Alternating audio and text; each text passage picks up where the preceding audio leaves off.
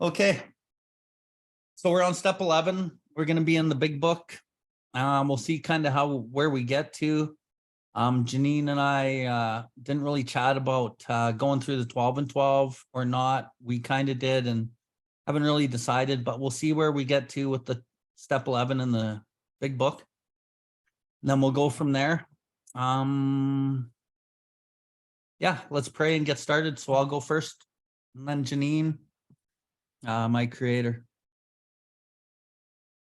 I thank you for the beautiful day today. Thank you for the family, friends that I had over today, celebrating my father's birthday. I thank you for the love that you brought to my house, to my apartment today. Thank you so much. Creator, I ask for your guidance today in all areas of my life. I ask for your strength and your power and your forgiveness and everything that I do in my life. Of myself, I am nothing. And, without you, Creator, I just know that it's not a good path. So I just ask that you stick close to me, even when I'm departing from you. You kind of reel me back in and show me the direction.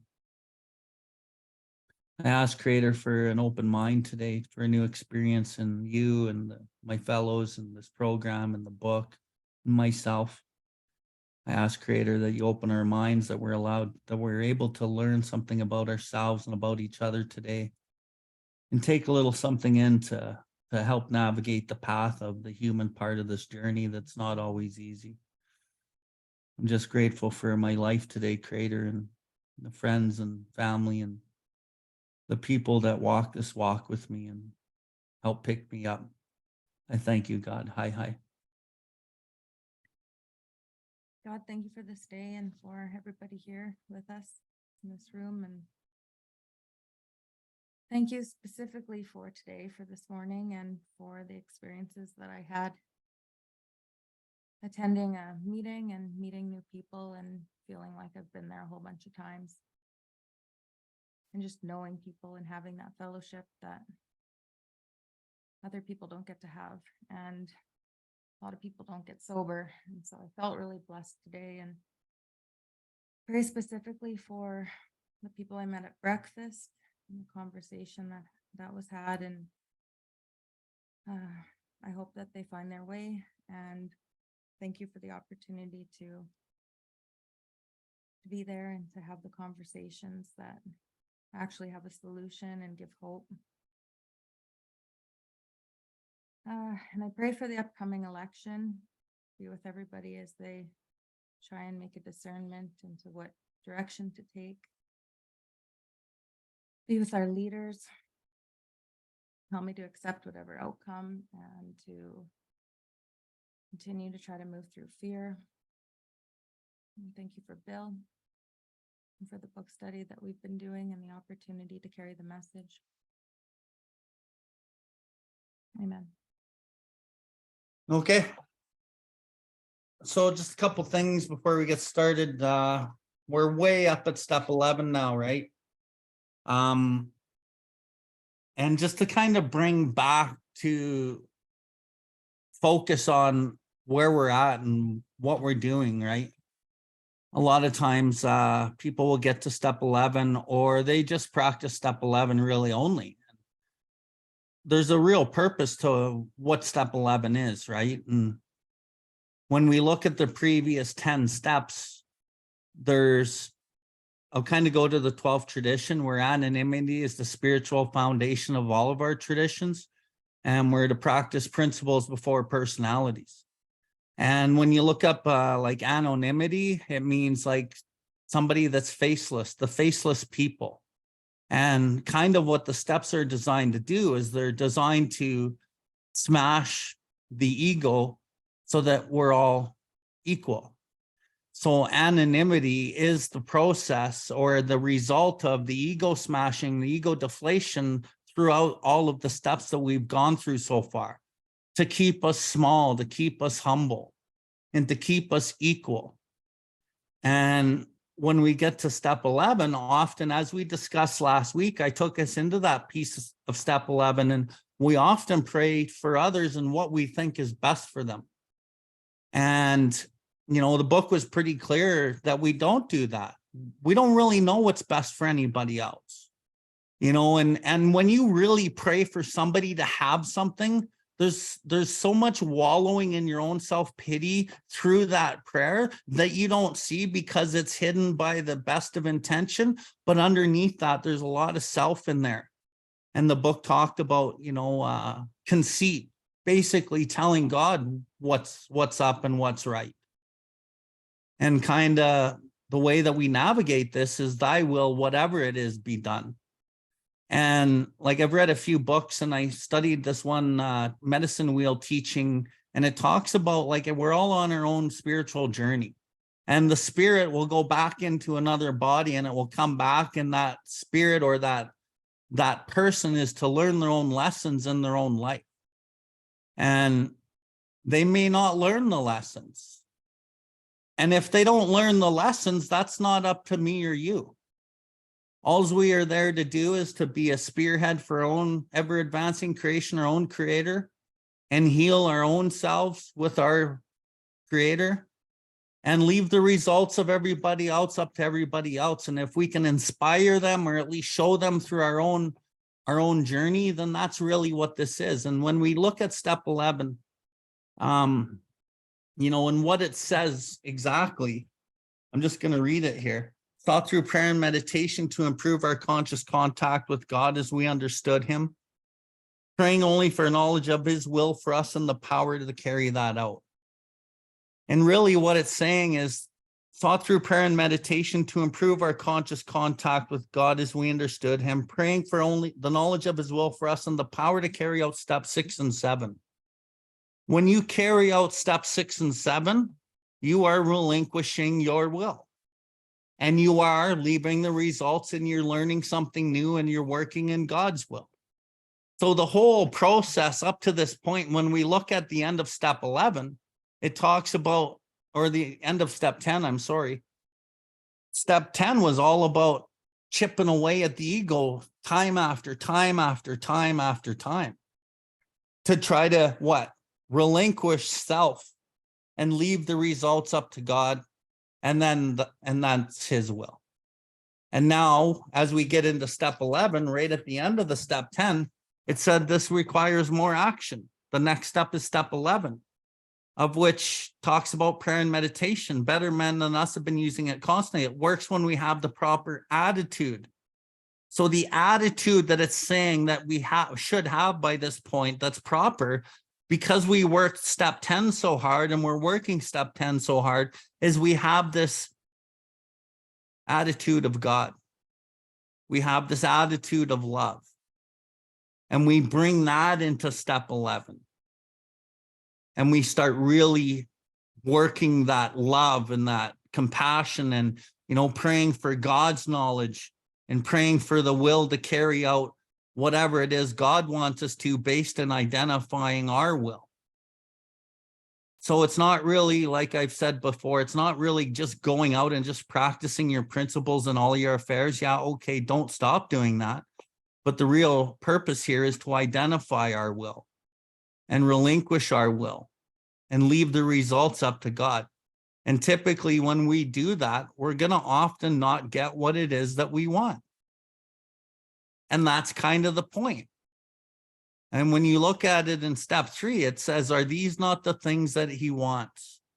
That's what we're actually giving up, is the things that we think we want.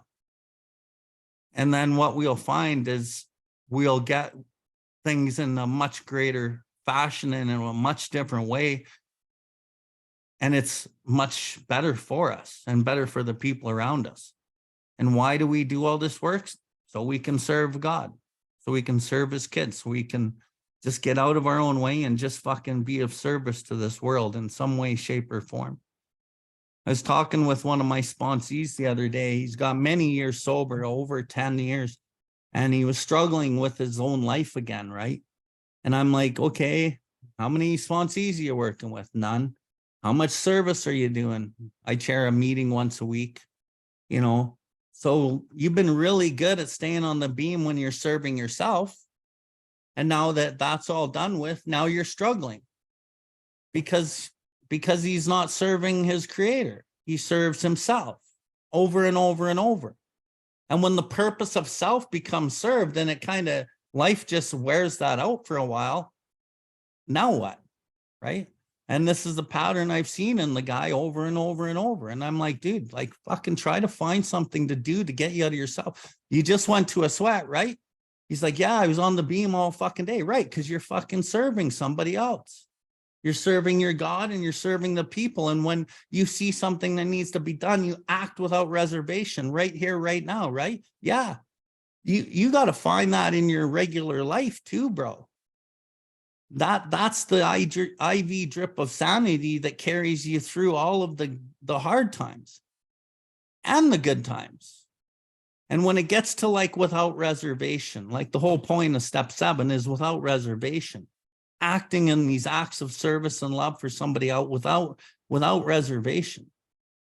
And that's what step 11 is actually here to tell us, to teach us. And then, so I'll finish with this.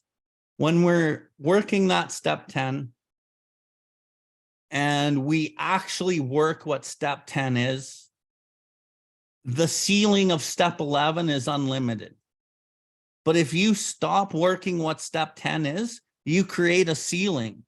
And a lot of people in the program, this is my opinion based on what I've seen, and I have no way of actually proving this, but people's ceilings are like at a 1 out of 10 when they're using step 11. It's like if you got 10 out of 10 use of step 11, most people only take it to about a 1 out of a 10, and they think that that's all there is. And there's so much more than that 1 out of 10. But if that's all you know, then that's all you know. You have nothing else to compare it to, right? And like, I'm going to say something else that may be offensive, maybe it won't be. And you can take it or leave it however you figure. But I know a lot of people are like, you know, the people in the rooms are my higher power. You guys are my God. To me, that's a ceiling statement, right? There's a ceiling in that. And there's so much more past that. Yes, of course, the people in the rooms are carrying message of God, and God walks, talks, and shake hands. But there's a fucking knowing that is so much deeper than you guys just in the rooms. That's my experience. You guys in the rooms are great and I can get inspired, but there's fucking something out there that I tap into that is not you guys in the rooms. There's just something out there and it's accessible. And the cool thing about it is it never ends. It's limitless.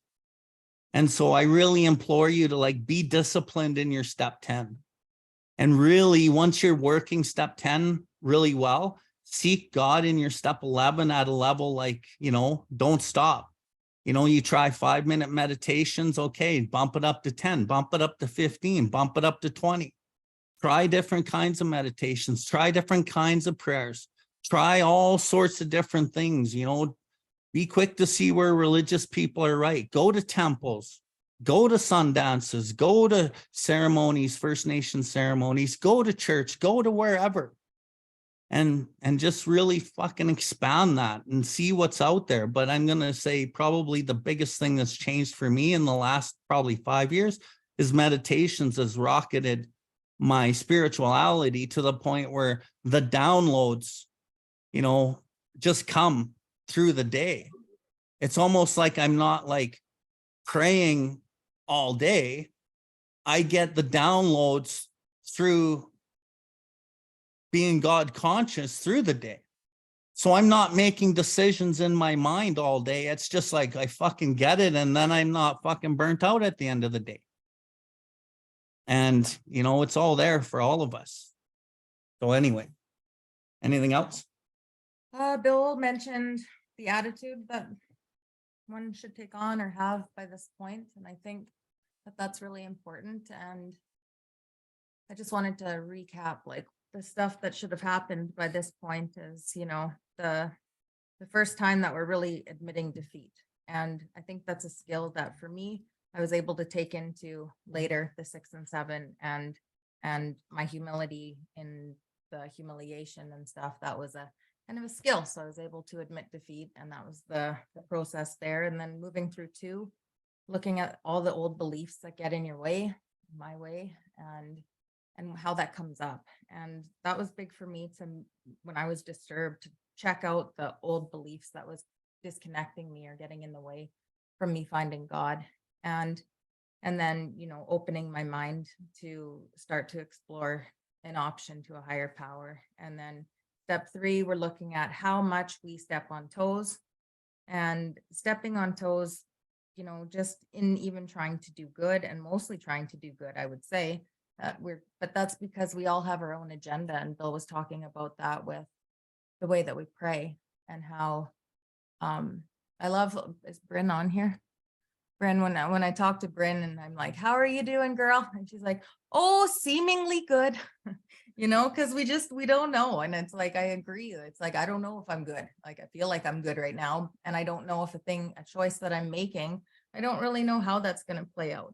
And because of the process of coming through the steps, right, looking at my old beliefs, seeing how I was the actor, and then the process of doing an inventory, seeing everything from a completely different angle, and then being accountable to that angle with somebody, and having a list of defects as a result of that process. You know, that's huge in getting me to where I need to be when I start to do 10, 11, 12. And to me, in my opinion, it's a package, and like, it doesn't work if you're just doing 10 and 11 or just 12 and you're skimping on it, right? And so yeah, like seemingly is the theme for me. Like, going through the steps, I would say that my attitude is seemingly. I don't know. And that's the attitude that I came to approach the back 3 steps, is that I really don't know what I'm even praying for, aside from gratitude, and aside from like, thy will be done. And, you know, like, I actually was thinking about this today. I talked to a couple girls, and sent out but the thing that Bill sent out last book study. I'll put it in the group chat after this episode, after we're done here, but just the instructions from 11 that we're going to get into tonight. And Bill gave those to me like in the book study that he was running in Sutina, and he gave it to the whole group. And the difference that made, like, it was so profound, you know. And I found that if I give it to a person when they're struggling, it's like, nobody's like, yeah, my prayer was on point. Like, I give it to them and they're like, oh yeah, I wasn't doing this. And then a couple days later, they're like, okay, I feel way better. Because we can forget to pray. We can get all caught up in things going well, and we can forget to pray. Like, for me, I am used to now being thankful and praying that out loud, but it wasn't always a thing. It was like, I was only praying when shit was hard. And so anyways, those instructions are like how we do this and how this plays out. And praying for other people, it has to be so simple, because it's all so seemingly, and I don't know what's good for you, and I don't even know what's good for me, and that's okay today. And so the attitude for me is just a not knowing, and a comfort in not knowing that I don't have to have the whole show under control. 10-4. Okay, so we're going to start reading at the bottom of 85. We're going to read the last paragraph of step 10 and go right into step 11. Much has already been said about receiving strength, inspiration, and direction from him who has all knowledge and power. That's a promise of step 10. If you follow these directions carefully, then you can have some strength, inspiration, and direction from God who has all knowledge and power. If we have carefully followed directions, we have begun to sense the flow of his spirit into us. To some extent, we have become God conscious, and we have begun to develop this vital sixth sense, but we must go further, and that means more action.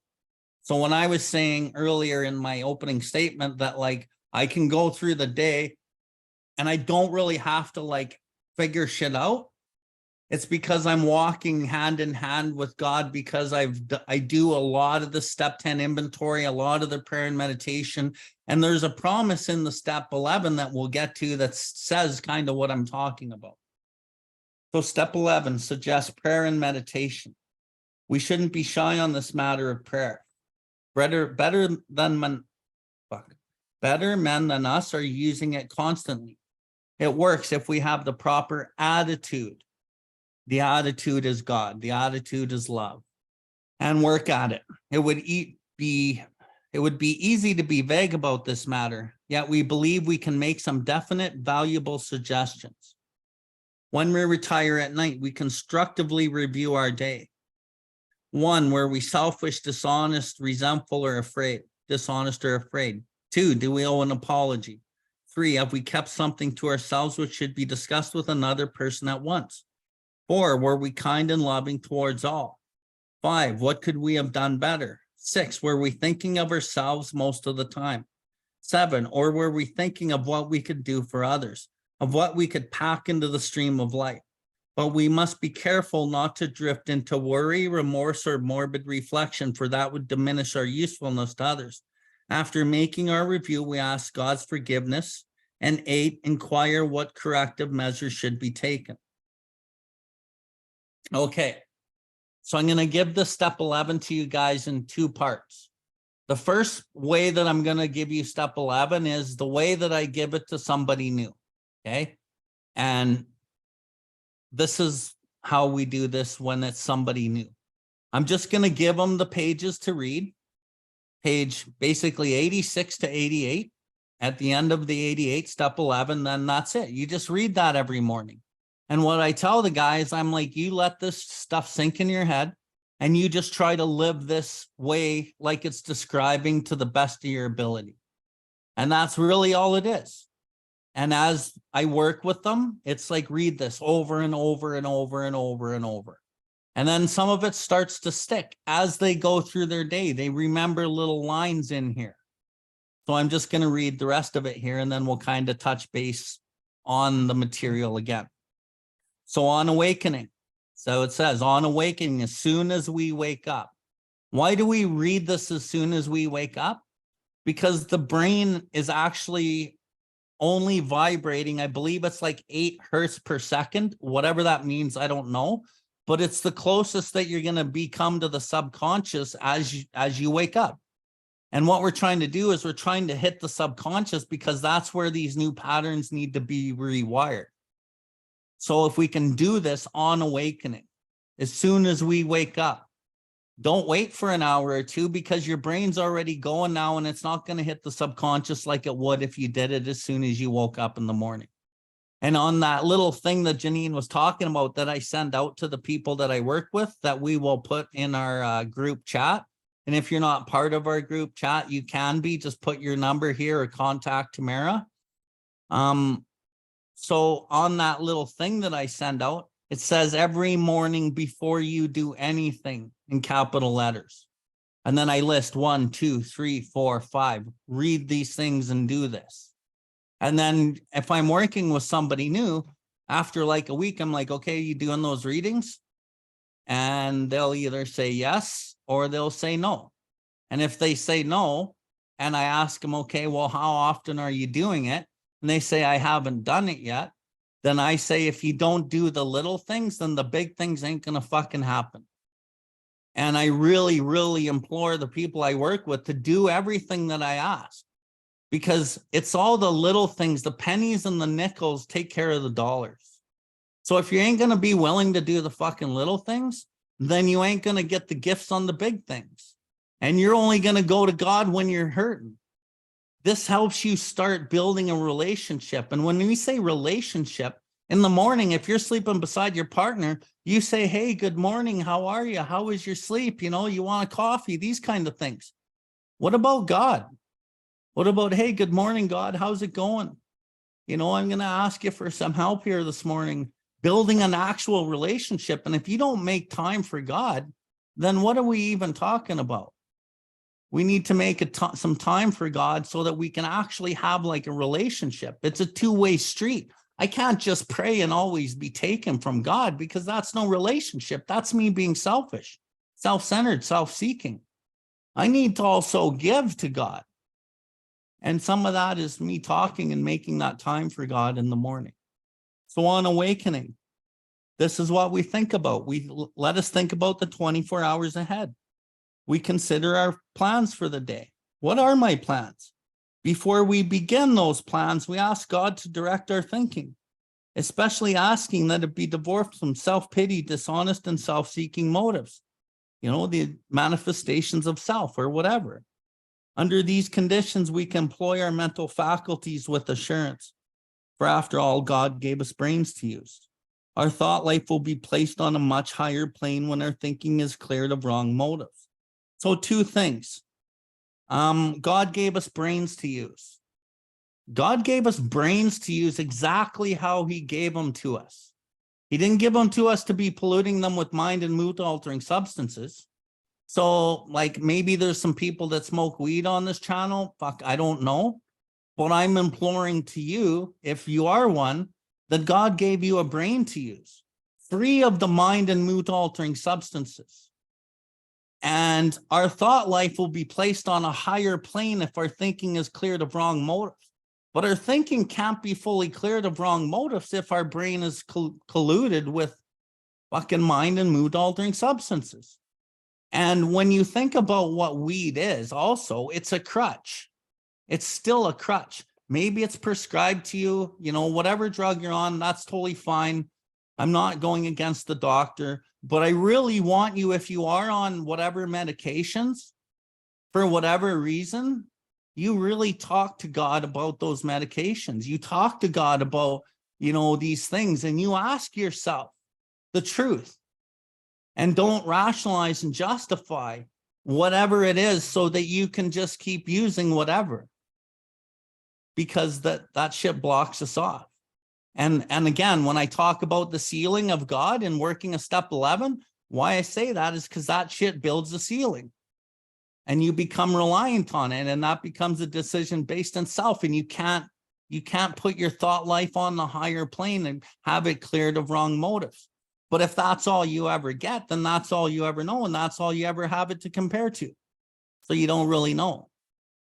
And what's more important than what you know is fucking what you don't know. And there's lots that we don't know. So in thinking about our day, we may face indecision. We may not be able to determine which course to take. Here we ask God for an inspiration, intuitive thought, or decision. We relax, we take it easy, we don't struggle. We are often surprised how the right answers come after we have tried this for a while. So again, there's some direction essentially. So when you face indecision in your day, you try not to struggle. You might not know which way to go. And most of us, we don't know always which way to go. So trying to remember this stuff is really important because it gives us at least some clarity and some guideline of how to navigate it, instead of just making it all foggy and blurry in our mind and not really discerning anything. At least here it says, you know, I ask God for an inspiration, an intuitive thought or decision. God, can you please show me that way? And that's what I was asking you to do with whatever mind or mood altering substance you might be on. Ask God for that intuitive thought, that indecision that you can find clarity on. And then maybe you find the clarity on whatever it is. And now the next thing is action. Well, it's probably something to do with like a step 10. You're suffering from selfishness, dishonesty, resentment, and fear. If there's indecision, probably some kind of fear. And then we go to God and we ask God. We relax and we take it easy. That doesn't come overnight either. But if you can get into these disciplines, you can start to relax and you can start to take it easy and not struggle. We are often surprised how the right answers have come after we have tried this for a while. And trying it for a while, what does that even mean?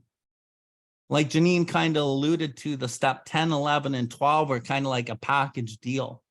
When we have tried this package for a while, not just step 10, based on how you think it should be, and not just step 11, because a lot of people will only try step 11. They won't even touch step 10. And then they do minimal service. So as a package deal, this is kind of where we find the right answers. They come after we have tried all of these things together for a while. And when we think of the program is multiple aspects all done, discipline. What used to be a hunch or occasional inspiration gradually becomes a working part of the mind. Being still inexperienced and having just made conscious contact with God is not probable that we're going to be inspired at all times. We might pay for this presumption in all sorts of absurd actions and ideas. Nevertheless, we find our thinking will, as time passes, be more and more on the plane of inspiration. We come to rely upon it. So when I started the intro on my little speech there, I was telling you guys, like, I kind of get a lot of the downloads through the day. And that's because what used to be a hunch or occasional inspiration gradually has become the working part of my mind. You know, it gives me the ability to be more and more on the plane of inspiration. It's kind of like practicing the stuff so much that when you go out there, you've asked for God to direct your thinking. You've asked God, when you're facing indecision in your day, to download you with the right thought or action, to help you relax, not struggle, and find this answer. And then when you actually get out there, it can happen. And then you're kind of working in different scenarios of life, and you're like, holy shit, I did that. And I didn't even think about it. That's without reservation. You know, certain things just start coming, like, seriously. And what it is we stop running our lives. We stop using the mind and the logic and the common sense and the pros and the cons. Why? Because there's a knowing, there's an intuitive thought, inspiration, there's the occasional hunch that we know. But the occasional hunch and inspiration often gets covered up by, what am I going to lose with this? Oh, I don't know about that. Fuck, if I fucking do that at work, fuck, they're gonna think that maybe I don't care about my job.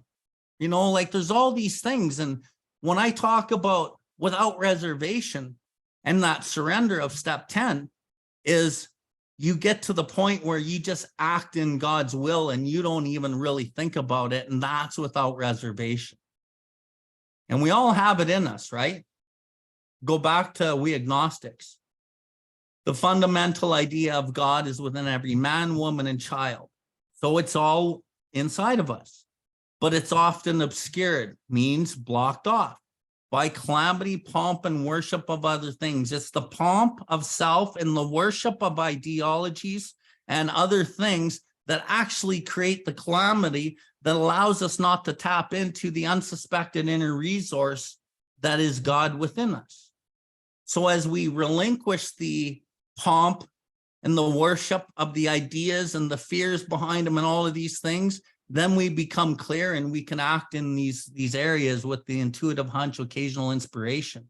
And then it gradually becomes a working part of our mind where we just go through the day and it's fucking working.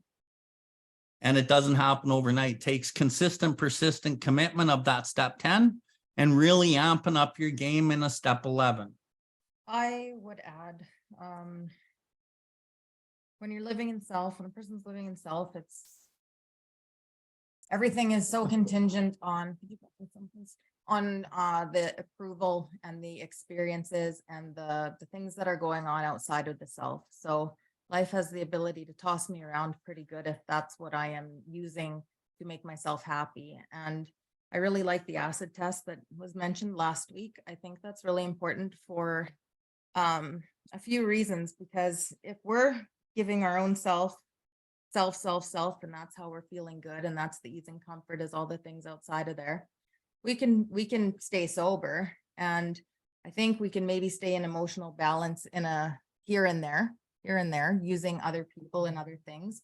But I think we don't have the ability to be helpful in all situations because we're self-motivated. So when something goes wrong, we fall back into the things that make us unuseful, which is all of we're not getting what we want, or we're trying to get what we think we need, and there's a scramble. And so we just can't be connected in that way. And so because it's such a spiritual warfare, I would say, between self and between God, I would say that is a war that goes on every day. And my sponsor said, would you go to battle without putting the armor on?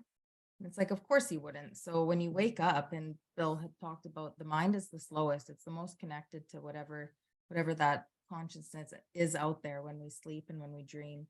So when we wake up, it's like to grab for the phone is like the most foolish move, I think, is to just de-arm yourself before you even put your feet on the ground, because you're going to war when you wake up with yourself against God, and God needs to win. So you have to be that middleman that's making the right decision. So you really put yourself in a compromising position right off the hop by not connecting when we wake up.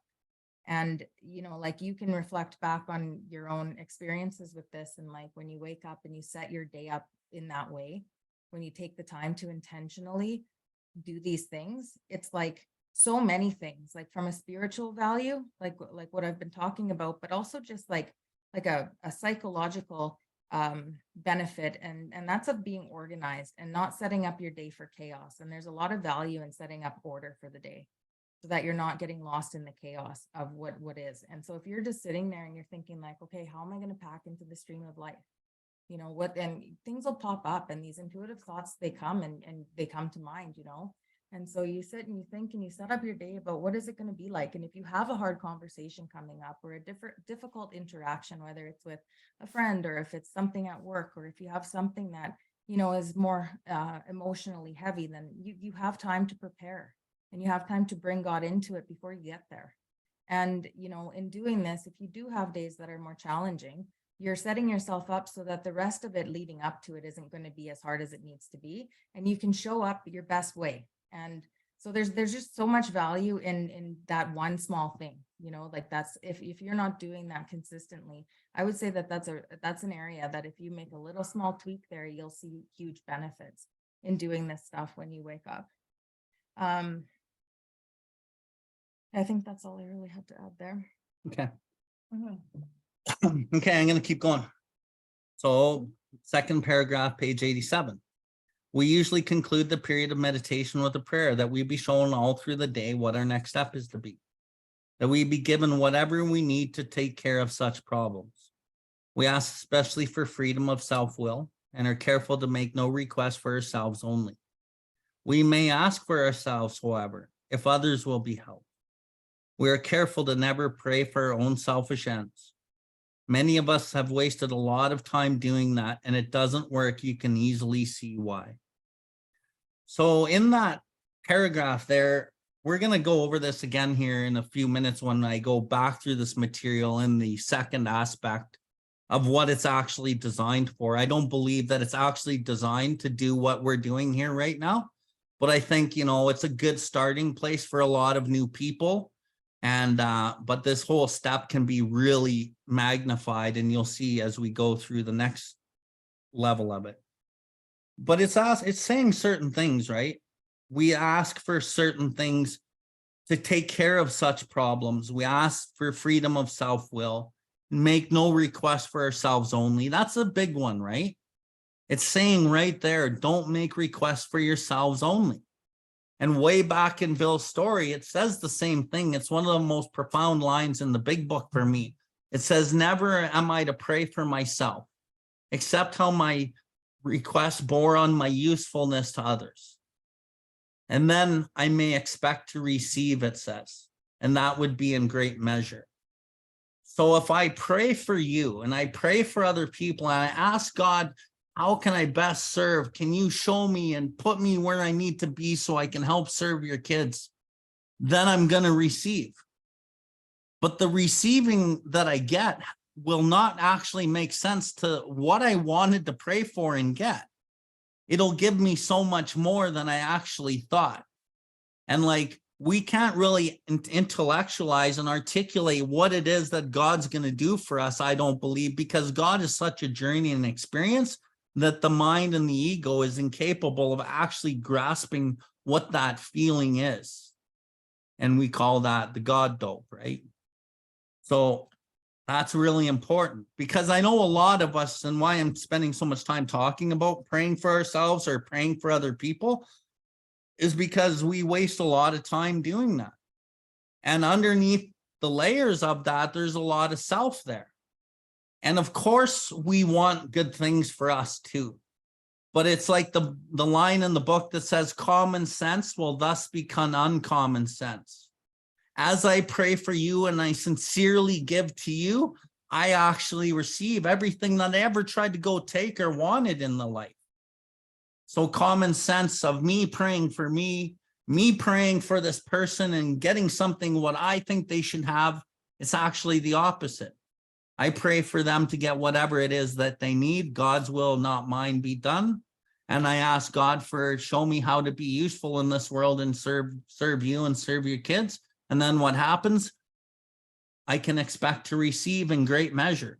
And that great measure really has no definition to it. It's just you receive.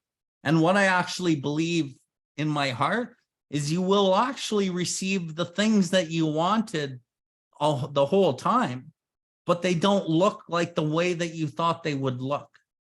And you're such a different person because of the way you've prayed and the way you've worked your step 10 and the way that you're working this program, that when you get the things that you want, because you've been able to fucking release what it is that was blocking those things off through the work prior, that when you get these things, that the meaning behind it is so much different and so much more beautiful. And then you can use those things to pack into the stream of life in more good ways. And it keeps us again humble and small. Yeah. When I'm praying for someone, you know, like I went through the praying and thinking I was just doing it so right. And I realized how wrapped up I was in the outcome of other people, thinking that they needed what I needed and that what worked for me was going to work for them. And I was tiring, you know, like it wasn't effective because people don't have your same experience and they don't have your same way of looking, and they certainly don't have my belief system. And the belief system that I took on, you know, like when I grew up as a child and, you know, the way that I viewed the world, and then how the things I had to shed about myself are so unique to me. And so the complexity of that means that God is the person that knows what a person needs, period. And so, you know, in step 10 again, when it says, you know, we're gonna cease fighting, and we're not gonna self-will this love and tolerance stuff, because we stopped fighting, and we stopped fighting not because we swore that we're gonna not fight anymore because we're spiritual now. It's because we've as a result of these steps so far, we've come to see and understand that we don't know, and that God is the one in control, and that we don't have to get wrapped up. You know, step 10 promises say we're going to lose interest in people, in their little plans and in their designs. And maybe that's step 9, but anyways, we're losing interest around this point, and that's what needs to be happening. And that's because we've started to see the Creator has it under control. And so if you're praying for people, it's because you still think that you might know. So it's just thy will be done. And the outcome is just like outrageous to me. The ways that God navigates things, like Bill was saying, is things I would never, ever come up with on my own. And all those miracles, I would say, they make me more believing. And I think more and more and more as that goes by, and the more that I trust, instead of what I see happen too, is that people let up and they don't sponsor. And so they're getting some of this momentum, but because they didn't add step 12, or they're going to get to it later, they'll do it at another time, or whatever it is. I think sometimes it just doesn't happen, and people get it back into the business of their life, and they forget to add it back on. And then as a result, you lose the momentum, and things don't work out like that. Like, you know, like you're not getting the benefits. And Bill was also talking about smoking weed. And, you know, I know people that smoke weed, and it's like, that's where things are at. And it's hard for me to speak to them about what might be on the other side, because like, I don't know, but I know for sure that if I am thinking that weed is the solution for myself, for example, and that I'm not trusting that God has something better for me if I was to at least try a different way. And the complacency thing, and it could be weed, it could be a job, it could be whatever, but knowing that, you know, the things I think are good, even right now, the things that are good, if I'm complacent around it and unwilling to see what's on the other side of even the good things, because the good things, like the enemy is, how's it go? The good, this is how it goes. Good is the enemy of the best, because we can get complacent in the good, and that can stop our growth, because we're not continuing to look towards, I guess, perfection in this program, meaning like we're not looking to continue to grow. We're starting to be self-satisfied at what's good. And what's good is good, like that's good. But the way that this step can take a person and the direction that God can take a person is beyond, I think, our whatever we could come up with in our wildest dreams. So to continue to have that attitude of like, what else do you have for me, God? Instead of like, it's good where I'm at. Like, this is better than what was up before. And so to shift your thinking and to what else does God have for me? Because there's always more.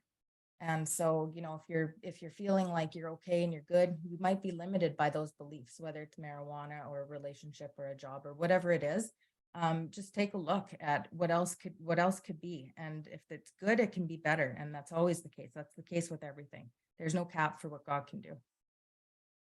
Okay. And just to add on to kind of what we're talking about, like when I was burning down my life before I ever made it here and met any of you guys, like I'm sure my wife was praying like, fucking help my husband, stop this, help him, you know, like our family and our life and everything. And she's probably just begging. And I'm like a runaway train that's on fire, that's not stopping. And she doesn't know what to do, but I'm sure her prayers were very, you know, many and deep, and probably she was scared for her own self. And so when we look at kind of like, let's just say her prayers stopped that runaway train, I wouldn't be here right now. I wouldn't have started the journey of healing. I would have stopped. I would have saved my house. I would have saved my marriage. I would have saved, and seemingly all is well. But the best thing that could have happened for me, and at the time when I was going through it, it was the worst times of my life. But if I didn't lose everything and have it all burned down and have my ego smashed, I never would have been able to come here and find out who I was. And even along the journey of my early recovery, when I got an offer to go work in Morocco for 20 grand a month, it seems like a great idea. And then I got another offer to work for 75,000 a year in Alberta. And everyone's like, well, fuck, wouldn't you take that one? And I'm like, I don't know. I'd learned enough at that time to go, okay, my decision needs to be, where can I be of maximum service to God and my fellows? That made my decisions. You know, the cars that I drove, the girlfriends that I met up with, like all of these things were all discerned in ways through this program. And if I would have went this way where it seemed like the right thing to do, I probably wouldn't be sitting here today. And so I honestly don't know what's seemingly best for me or seemingly worse for me. But I do know when I take the aspect that even the bad is God everything, or is God nothing? Well, we all want to say God is everything. We're in recovery, and that's kind of what we're supposed to say. Well, if God is everything, then he's the fucking bad too. And when I really accept that God is the seemingly bad in my life, that's when I fucking grow. When I'm in the depths of the pain of what seems bad, I look for God and I'm like, what's the lesson? Because it's easy to see God in the good. Oh yeah, this is all happening. This is all great for the good. But sometimes when the foundation of your life is shaking, you run to God, you find out he's the one doing the shaking. He's like, wake the fuck up, bro. This relationship is killing you. I'm trying to fucking wake you up, and you're going to go spend another 50,000 on couples counseling. And I've been shaking you for 5 years. I put you into AA and I broke your fucking leg so you could fucking not do anything, so you could focus on getting sober. And you want to fucking watch TV all day? It's just like, holy shit. Like, God does these things. I've seen it with my own eyes. Going to break a guy's leg who's brand new in recovery, so he has no choice but to work this program. And then every answer out of that guy's mind is, oh, I'm in too much pain, I can't work the program. Oh, I can't get anywhere, I can't work the program. And I'm thinking, bro, he broke your leg so you could work the program, and you're going to interfere with this? Oh my God. Right? These kind of things. Oh, he just took your old lady out of your life for fucking 2 months and broke you guys up so you can look at you and see the truth. But what are you going to do? Spend all your trying to wheel her back in? For what? So you can't grow? So you can't learn? So you can't heal? Like, you know, and that's what this step will give you. It will give you the intuitive thought and inspiration to see the truth in these matters and take that hard step and build that strength and faith and that track record so that you can face anything. For if the alcoholic fails to perfect and enlarge a spiritual life through the work that we're talking about and self-sacrifice for others, he will not meet the certain fucking death and major trials in life, pain and sickness and all this shit coming down the pipe. He won't meet it. And if he fails to meet it, he will certainly drink. And if he drinks, he starts dying again. With us, boom, it's just like that. So this hard work is hard, yeah. But is it worth it? Fuck, man. Is it ever worth it? It is worth it. So, second last paragraph, 87. If circumstances warrant, we ask our wives or friends to join us in morning meditation. If we belong to religious denomination, which requires definite morning devotion, we attend to that also. If not members of religious bodies, we sometimes select and memorize a few set prayers, which emphasize the principles we have been discussing. There are many helpful books also. Suggestions about these may be obtained from one's priest, minister, or rabbi. Be quick to see where religious people are right. Make sure of what they offer. As we go through the day, we pause when agitated or doubtful, and we ask for the right thought or action. We constantly remind ourselves we are no longer running the show. Why do I constantly remind myself I am no longer running the show? Because I always want to run the fucking show. So we have to be aware, right? That step 10 keeps us really awake and aware of what's my will, am I running the show? And constantly I go back to that and I'm like, no, God, remove this. Let me talk to somebody, follow the process. Humbly saying to ourselves many times each day, thy will be done. We often then in much less danger of excitement, fear, anger, worry, self-pity, or foolish decisions. We become much more efficient and we do not tire so easily. Or we are not burning up energy foolishly as we did when we were trying to arrange life to suit ourselves. It works, it really does. That line there, it works, it really does. If I could count the number of times I've had a sponsee or somebody in the program take direction out of the book or from me or from their pillars and call me and go, dude, this works, it really does. I'm like, I know, bro. It says it right here. It works. It really does. It really does work if you follow it. We alcoholics are undisciplined. We are undisciplined. So we let God discipline us in the simple way we have just outlined. And really what we've just outlined is 100 or 87 pages of material of how to fucking live our life. That's what's outlined here. So we let God discipline us in the simple way we have just outlined. But this is not all. There is action and more action. Faith without works is dead. The next chapter is entirely devoted to step 12. So before we go on a break, I want to point something out here.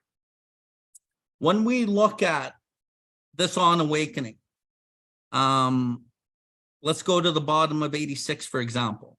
In thinking about our day, if I'm living my day and I'm kind of going through this and this stuff's starting to stick in my head, I may face indecision. Okay, why would I face indecision? Probably because I'm afraid to lose something I have, or I'm afraid to not get something that I want. I'm living in selfishness, dishonesty, resentment, or fear. Boom, what does that sound like? Sounds like back to step 10. Back to step 10. That's kind of what it's saying, right?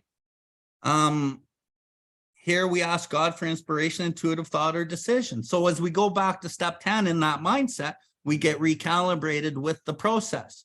Okay, I've identified it. God, remove it at once. Talk to somebody immediately. Through the process, I get re-inspired and I relinquish that will. And then I find that I can have some intuitive thought or inspiration, or at least I leave the results up to God and I trust something different.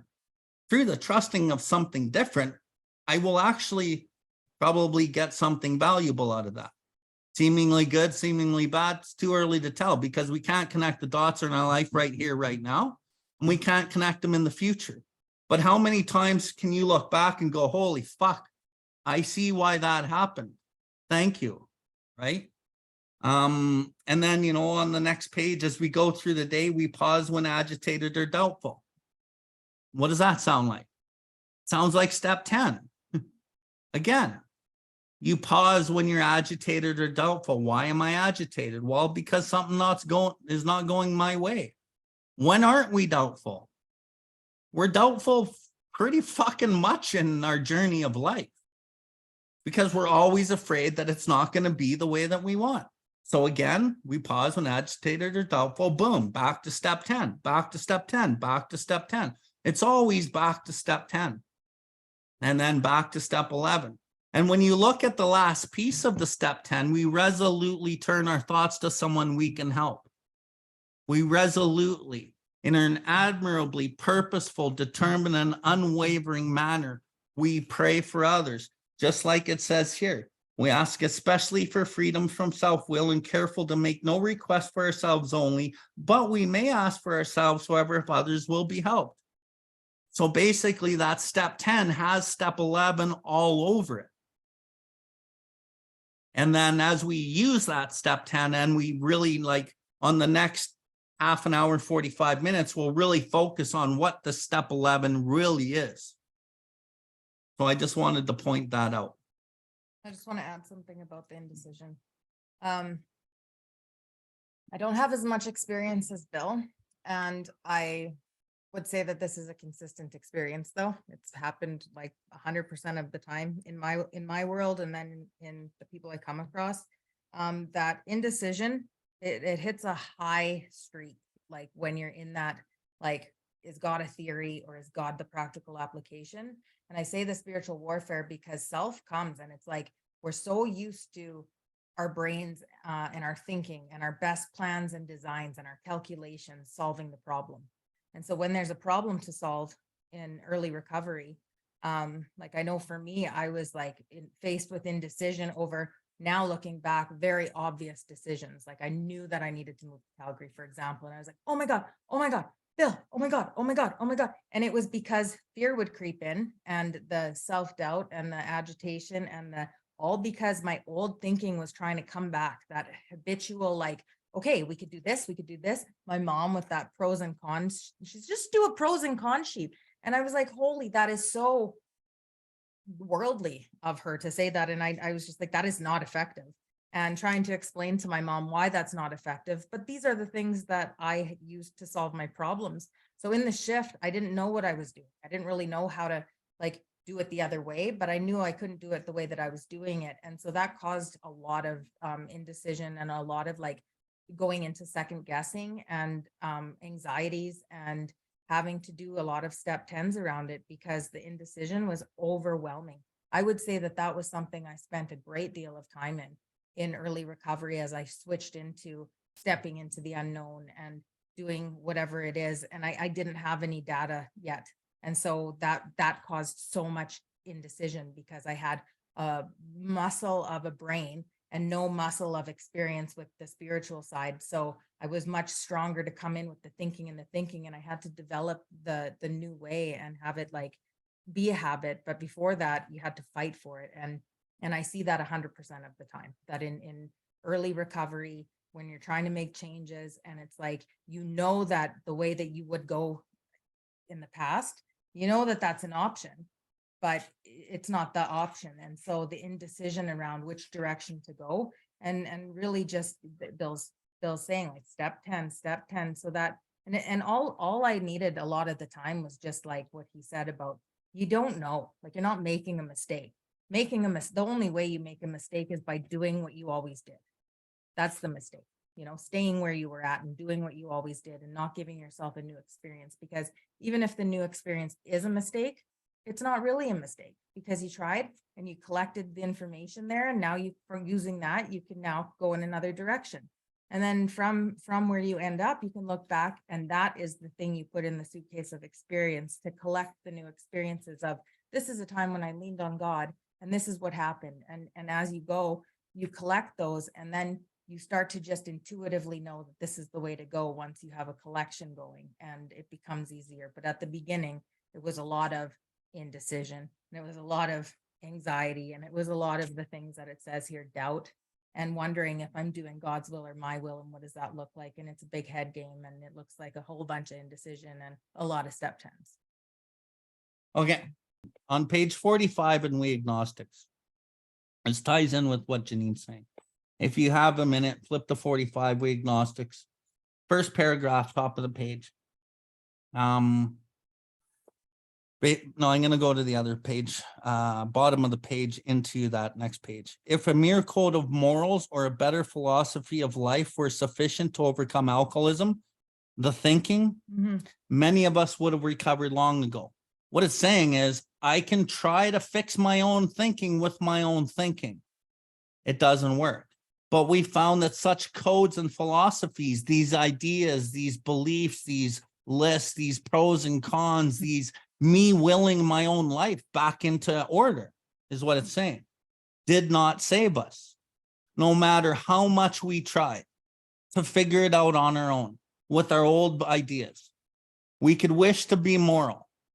We could wish to be philosophically comforted. How much did we want to be moral and be this good person? How much did we seek maybe moral philosophy in the Bible or in self-help books or going to Buddha or watching these spiritual things? How much did we try to do that?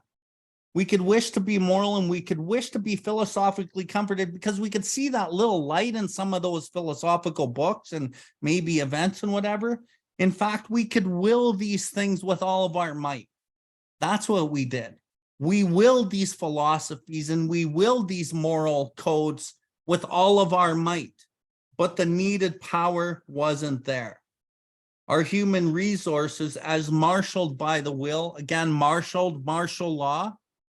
I will these things with the law of Marshall to try to fucking make the shit happen for me. Were not sufficient. They failed utterly. Why? Because I have a lack of power. I need a different power. And I don't need like the idea of the power. I need to do actions to gain in the power. And the actions only come through the consistent, persistent commitment of doing the actions. We had to find a power by which we could live. This power is the one that gives you life. We talked about vitality. It gives us vitality. And it had to be a power greater than ourselves. My own power ain't going to do shit. I have to find this other power. And that's why I always say in these sessions, don't ask for God to give it to you. Because in your brain, you're like, oh, I'm still doing this. No, you ask for God's power, God's strength, God's clarity, so you can borrow on it and work with his power so that you can stay small and you can always go back and build this relationship with God.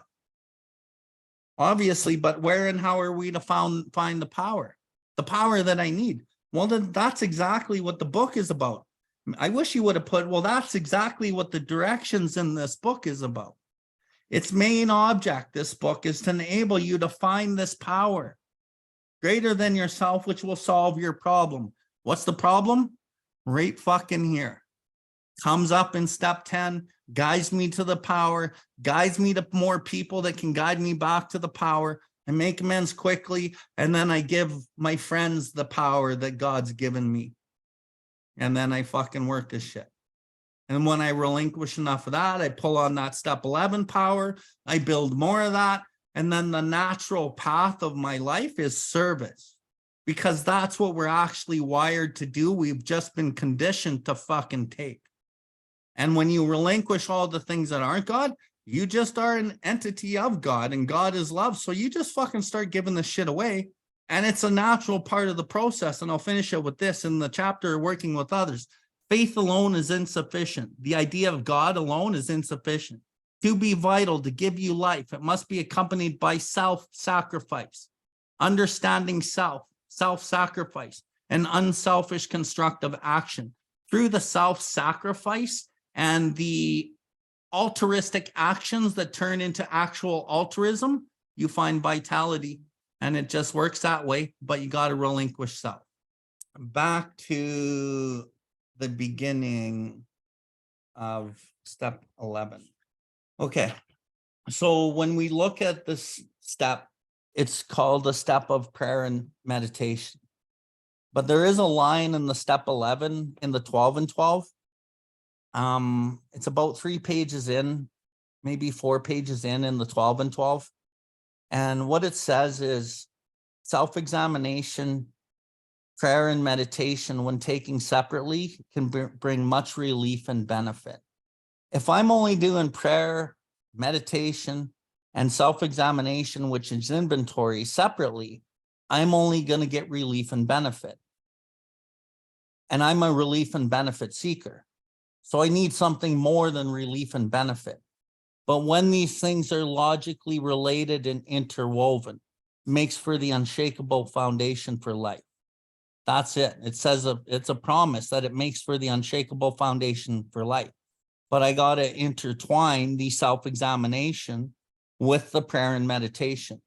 And when you know the big book, you will see throughout the big book, it always talks about the examination prior to prayer and meditation. If you can think honestly, if you can search diligently within yourself, then if you wish, you can join us on the broad highway. With this attitude, you cannot fail. The consciousness of your belief is sure to come to you. So it's always self-examination first. You know, it talks about in We Agnostics, developing this way of living and thinking. The living is the action and the thinking is secondary. It changes the thinking. So when we look at this step as purely a prayer and meditation, but not only that, because self-examination has to be included in this, which is why I started the session with saying, thought through prayer and meditation to improve our conscious contact with God, praying only for knowledge of his will for us and the power to carry out step 6 and 7. That's what I'm carrying out, is I'm relinquishing my defects in the 6 and I'm aligning with God in the 7. And a lot of you guys on here, I'm sure you think that 6 and 7 are very similar and they're the same steps. They're not the same steps. And if you want more clarity on that, you can listen to a previous episode on step 6 and then really listen to the step 7, because I really articulate the difference of the 2 steps, and they are very different. One is surrender to God. And when you look at the step 7 prayer, it's very different than the step 3 prayer. A lot of people think they're the same prayer. They're very different prayers. One is full surrender and one is an offering. I want the full surrender. And as we surrender through the step 10, we're surrendering our defects little by little by little in the aspect of trying to do God's will and really give back. So when we kind of come back to this step 11 here tonight, and we look at what it is, now I'm going to focus strictly on the prayer, the meditation, with a little bit of self-examination in there. And when we talk about the directions, a lot of times when I go to meetings, I'll say in between all the fluffy philosophical shit of the big book, there's actual directions hidden in there. And step 11 is a great example of it. There's a lot of really fluffy shit here that we're going to read that actually means nothing. But if you can decipher the exact directions and then you do those directions exactly how it says, then you will experience leveling up. So the first way we went through it was, a basic general way. Now we're going to go through it as per the directions, basically how this is laid out. I believe how Bill W. wanted us to practice this. So we'll start when we retire at night. Remember, this is a meditation, right? Prayer and meditation. So when we retire at night, we constructively review our day. So we're not to be hard on ourselves, but we're not to be light on ourselves, but we're constructively reviewing our day in a way that builds us better with good intention. Were we resentful, selfish, or dishonest? That's the first one. So you sit there in meditation, but really as you sit there in meditation, you're actually doing a self-examination. So you're logically relating the 3 aspects. And so you sit there and you go, where was I selfish, dishonest, or afraid? And you really sit there and you meditate on that line. And it's going to come to you. And then the next line says, it's number 2, do we owe an apology? And you sit and you meditate on that aspect. Do I owe an apology? And what you're going to be doing is you're going to be reviewing your whole day from start to finish. You're going to be looking at where you were selfish, resentful, or dishonest. You're going to be looking at where you might owe an apology.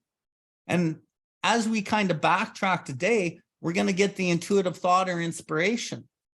We might get some direction out of it. And then you're like, holy shit. Yeah, I do, man. I was really rude to that cashier at 7-Eleven when that guy was buying 3,000 fucking lottery tickets, right? That's one of my things. And have we kept something to ourselves which should be discussed with another person at once? That's a huge one. So you sit there and you review your day and you're like, fuck, do I need to talk to somebody about something right now? Like right away. What did I sweep under the carpet today? What did I think I could handle that maybe I needed to talk to a pillar about? Does it have to do with the woman, the job, the money, my status, my ego? What is it that I need to talk to somebody immediately about? There's almost always something, at least to start. Have we kept something to, were we kind and loving towards all? Were we thinking of ourselves most of the time? That's a good one, because what's the opposite of thinking about ourselves while thinking about others? So you can kind of discern that one. Was I really thinking about myself most of the time? Well, at work, yeah, I was pissed off at other people for all the shit today. And, you know, at the meeting, I was judging everybody. Yeah, I was thinking about myself most of the time. Or were we thinking of what we could do for others? Maybe you were thinking about what you could do for others. Maybe, you know, maybe you get a good pat on the back because you're doing this stuff relatively well. I'm what we could pack into the stream of life. Am I actually doing that on a minute-to-minute basis? When I'm in the meeting, am I ready to go say hi to the newcomer? When I show up to the meeting, do I see the treatment center van pull in and am I welcoming these guys? Am I introducing myself to the chairperson? Am I helping put the chairs away? What am I doing in these little micro moments? Even at work when it's like, oh no, that's their job. You know, oh, somebody left this here and I'm going to just leave it for them because that's not my responsibility. No, we take those responsibilities and we do it without validation or need for validation. You know, and you know what? The thing about working like this in that character is it doesn't ever go unnoticed. It might seem like it goes unnoticed, but it doesn't actually go unnoticed to God, to you, really, and to other people, because eventually the character always will reveal itself against people not in character. But we must be careful not to drift into worry, remorse, or morbid reflection. That would diminish our usefulness to others. So as we're meditating and we're thinking about our day, we got to be careful not to drift into morbid reflection or depression or victimization or whatever it is. So if we do drift there, boom, we go to and we do a step 10 or we do something different. We go to gratitude or whatever. For that would diminish our usefulness to others.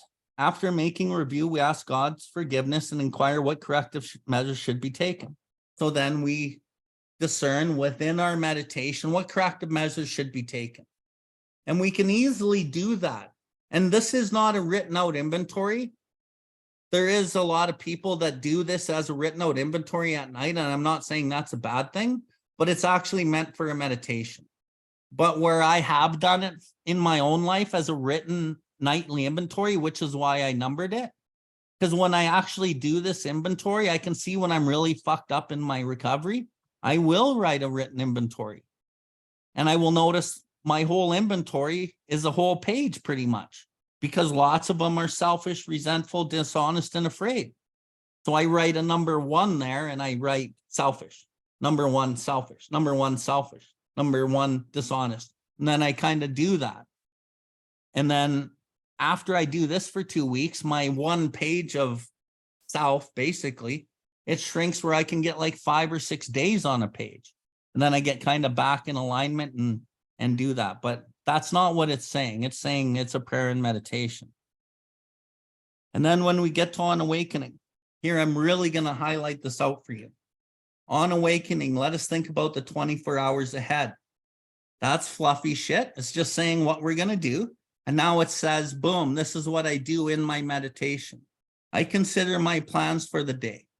Before I begin the day, we ask God to direct our thinking, especially asking that it be divorced from self-pity, dishonest, self-seeking motives. Boom. there's your directions. There's your underlined, clear-cut directions of what you do. So I sit in meditation and I'm considering my plans. I think about the morning as I get up. Maybe you got to wake up the kids. Maybe you got a car that's a little, not starting right all the time. Maybe you sleep in 5 or 10 minutes and it makes you rush. Like, consider your plans for the day. Where am I selfish, dishonest, self-seeking, and afraid? Where can I make an adjustment? Right? And I'm asking God to direct my thinking. If I'm asking God to direct my thinking, maybe my alarm clock needs to be 10 minutes earlier. Maybe I should go get my car fixed instead of being so lazy, right? And I'm looking for these kinds of things throughout the day. Self-pity, dishonest, self-seeking motive. So I'm playing my whole day out in my mind. What does it look like? And then here's the fluffy shit. I'm not going to focus in on this, but under these conditions, under everything we just underlined, under these conditions, we can employ our mental faculties with assurance. God gave us brains to use. Fluff, fluff, fluff, fluff, fluff. That's all fluffy stuff. Doesn't actually really matter. Boom. Now we're into the next directions. It's like underline. In thinking about our day, we may face indecision. We may not be able to determine which course to take. Here we ask God for an intuitive inspiration or intuitive thought or decision. So as I'm in that meditation and I'm thinking about my day, I may face indecision where, as I'm praying and looking at my day, what's going on in my day? Fuck, I got that meeting at 2 o'clock. It's an employment meeting, and fuck, they're going to be talking about my performance review, and I don't really know. So in my meditation, I'm like, there's where I'm going to face indecision.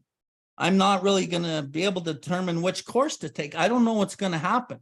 So in my meditation, I ask God, in that moment, God, can you provide me some intuitive thought, inspiration, and direction so that I'm able to navigate that in your will? And what's another spot? Maybe you got parent-teacher interviews and you're going to go into that and you know that it's coming at 1 o'clock in the afternoon. There's indecision. Maybe you have a client that you're really struggling with working with. There's indecision. These are the moments in your meditation where you actually ask God to help you with the intuitive thought, inspiration, and direction in the meditation. Because what you're actually doing is you're manifesting the working part of the mind, and being inexperienced and having just made conscious contact, you're going to start developing this working part of the mind because you're manifesting asking God for the help in these areas.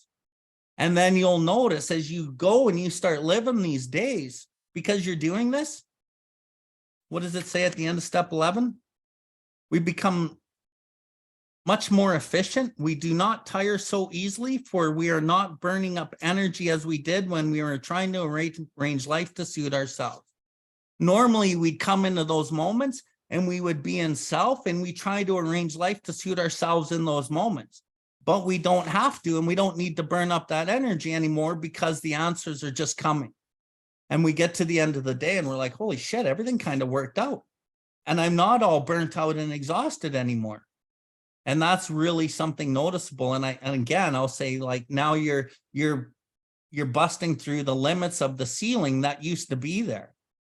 And you're going, wow, this is actually working, because you're not running the show with the best of intention. You're actually asking God for help and really building on that relationship, and he's reciprocating. And we relax, we take it easy, more directions. Don't struggle, more direction. And then it goes into fluffy stuff. We're often surprised how the right answers come after you've tried this for a while. They just come. And it's not like, oh, there's the answer. You just act in the answer. So now I'm going to skip all the fluffy shit and I'm going to go right to the next direction. It's in the middle of the page. We usually conclude the period of meditation with, that's fluffy, boom, a prayer. So here's your directions. A prayer that you be shown all through the day. Now you can articulate this prayer however you want, but it's very clear. You articulate a prayer that you're showing all through the day what your next step is to be. That you be given whatever you need to take care of such problems as they arise, as you face indecision. And we especially ask for freedom from self-will. And we are careful to make no requests for ourselves only. So in this articulated prayer that you're asking for, you don't ask for anything for yourself other than you may ask for yourself, however, if others can be helped. So it's very clear. That's all your clear-cut directions right there. And then it goes, we are careful never to pray for our own selfish ends, directions, and then fluffy. Many of us have wasted a lot of time doing that. It doesn't work. You can easily see why. You don't need that shit. That's the fluffy stuff.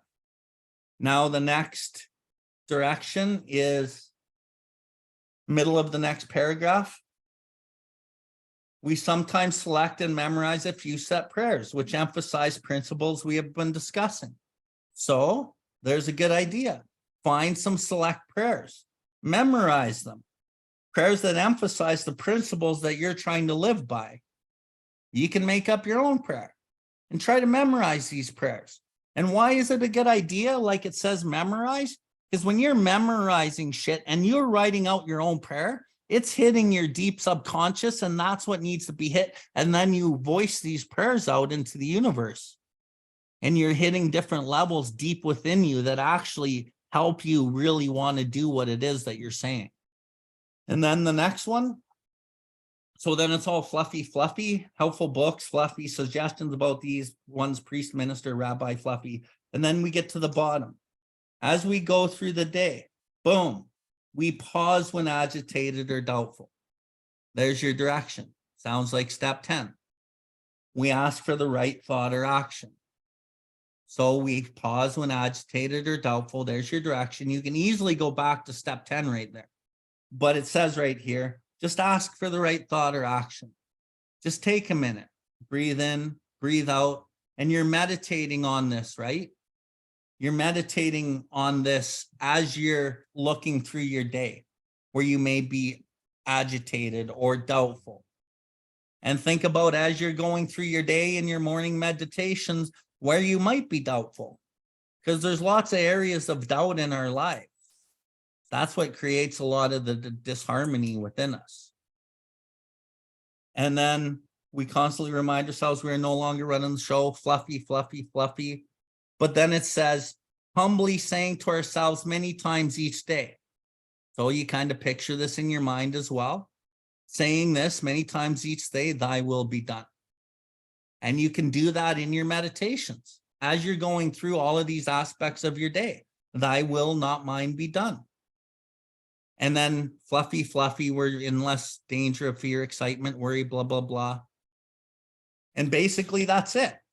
So what do we got? We got approximately 1, 2, 3, 4, 5, 6, 7, 8 and a bit, 9, 10, 11, 12, 13, 14, 15, 16, 17, 18, 19. We got about 20 lines out of however many lines are in that step 11. There's 20 lines that actually are your directions for your prayer and meditation in the morning. Most of it's meditation. That one paragraph is very clear on the prayers, and that's what we do. So if you have your like morning disciplines of, okay, what you're going to read in the morning, step 3 prayer, maybe your own prayer, step 7 prayer, step 11 prayer, whatever. Great. Do all that stuff. Do your regular routine. And then when you're setting up for your regular meditation, and I don't know what it looks like for you, if you could, you do these 20 lines in your first meditation, or you amalgamate your existing meditation to kind of include this. And this is really a great foundation. And when we kind of get more time in recovery, we kind of start veering off and doing all sorts of things. But at some points we usually struggle, and then we got to get back to the basics.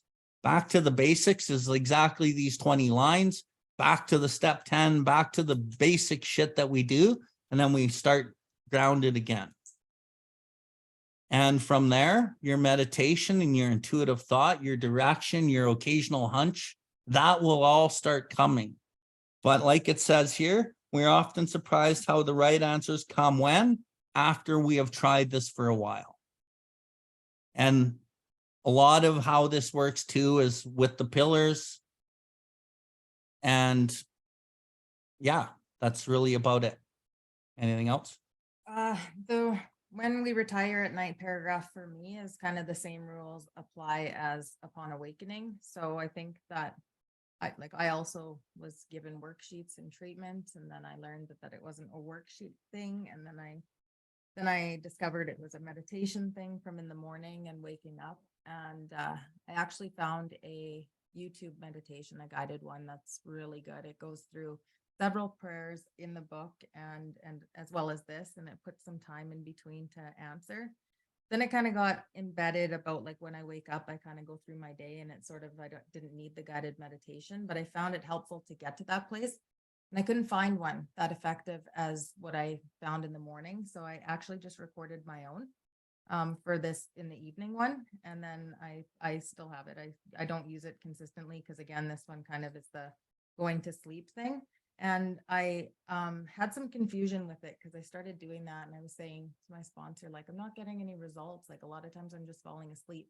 And it's the same kind of thing. Like if I'm putting it out there in my brain and I'm trying to bring it up and trying to bring it up and I'm using God to bring it up, then I don't know if I'm going to get an intuitive thought tomorrow, but I know for sure I'm not going to bed worrying and thinking about myself and trying to calculate plans and designs. So I felt like, this strategy was a win anyways. And from what I can tell, it seems to be working. And there are some things that do pop up. I find that if they do pop up while I'm awake, that my mind wants to jump up and like argue me that no, I wasn't really, no, and I don't have to then, it's like, so I think that that convinced me that this is supposed to be as I'm falling asleep, because as I'm falling asleep and shifting closer to the consciousness of what I think is God, that I'm going to have less ego and less defense, and that I'm going to have the intention of putting whatever hidden thing that isn't coming out because my ego's got it so handcuffed that's going to come up in some way at some point because the intention's there and I'm not thinking about myself. Can't remember what Bill was talking about when I was thinking about this shopping cart thing and the building of character and in all the little things in the day and setting your day up right so that you go out and you have a good day. And I remember, when I was in AA the first time, and I really was trying, I just didn't have it explained properly. So I wasn't doing 6, 7, 10. But I did have the intention and the willingness. I was trying, and then I felt it didn't work. But one of the things that was told to me that I still do today is I always bring my shopping cart back to the place. And even when I don't want to, I force myself to do that because I feel like that's the kind of character that I want to have. And I've taught my kids to do that. And they were raised thinking like, you got to bring your shopping cart back because that's how we have good character. Because it's not the next person's going to run into it. And it's not left like, and that means something to me today, that I, even in a bad mood, I don't leave a trail and I don't just go, well, someone else is paid to do it. And it's all those little things that, like that in the day I stop and I'm like, okay, wait, if somebody was watching me, what would I want them to see? And because that's the person that I really, truly want to be. And some days I don't feel like being like that. I don't always want to run my cart back in the rain, but do it anyways. And then it's all those little things that I think accumulate, like the pennies and the nickels, like Bill says, that accumulate the dollars of self-esteem and the dollars of self-confidence and the belief that we are worth it, and that, and that's the defects we fight against. And the why for me in all of this was I wanted to be restored to who God wanted me to be. My grandma had passed and I heard Bill in the meeting speaking before I really knew him. And he was saying like, every time we act in defect, we're acting in sin, and that's not who God created us to be. And my grandma had said that. So I found it comforting, very comforting, and that it called me somehow. And I believe that today, that the healing is in the discovering of who we were really meant to be. And I never knew how to do that before. And this program has given me the clear-cut directions on how to uncover the truth about myself, which is the truth of who I am in God. And that's the restoration and the healing that I've found, is that when I don't act in defect, I discover who I really am. And that's the whole time that I was not acting in, which caused the little traumas or the pain and the things I had to drink over. So this whole thing, the whole deal for me, if I could sum it up, is like to get close to God so that I discover myself and I discover God in you. So that's kind of all I had jotted down for that. And yeah. Amazing. Good stuff.